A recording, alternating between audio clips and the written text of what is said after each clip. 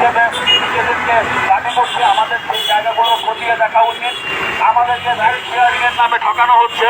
আমরা বস্তুত right sharing করি না, আমরা একদম পরিপূর্ণভাবে পেশাদার ভিত্তিতেই আমরা আমাদের পরিবহন সেবাটি দিয়ে থাকি এবং যাত্রীগণও পরিপূর্ণভাবে পেশাদার সহিত পেশাদার চালকদের কাছ থেকে তাদের 16 আনা বুঝে দিচ্ছে। কিন্তু আমাদেরকে রাইড শেয়ারিং নামে ঠকানো হচ্ছে। রাইড শেয়ারিং মূলত হচ্ছে গিয়ে একটি যাত্রা এবং সেই যাত্রায় একজন শরীর গ্রহণ করা। কিন্তু মূলত আমরা সকালবেলা পথে নামিয়ে আমাদের পেটের ক্ষুধা নিবারণের জন্য আমরা ইশতিয়ারি করে আমাদের পরিবহন পরিজনের মুখে খাবার তুলে দেওয়ার জন্য। কিন্তু এই 2024 সালে এসে রাইড পরিষেবার সাথে যুক্ত কোম্পানিগুলোর অনৈতিক পলিসি, তাদের অসুস্থ প্রতিযোগিতার ফলে আমরা প্রতিনিয়ত ক্ষতিগ্রস্ত হচ্ছি।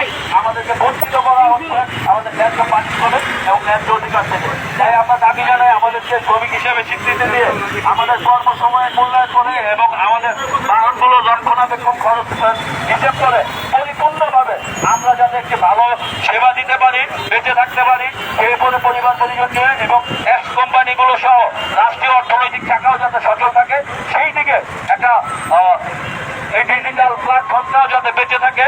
একবিংশ শতাব্দীতে এসে যুগের সাথে তাল মিলে আমরাও চাই একটি ভালো সেবা দিতে, রাষ্ট্রের নাগরিকগণ একটি ভালো সেবা পাক।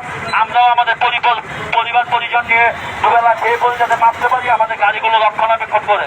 তাই আমরা বিশেষ অনুরোধ জানাই বিআরটিএ বাংলাদেশ রোড ট্রান্সপোর্ট অথরিটির মহাপরিচালকের নিকট, যাদের মাধ্যমে রাইড শেয়ারিং এর বৈধতা দেওয়া হয়েছিল 2017 রাইড শেয়ারিং নীতিমালা করে, কিন্তু সেই নীতিমালায় অনেক গোঁজামিল আমরা লক্ষ্য করেছি।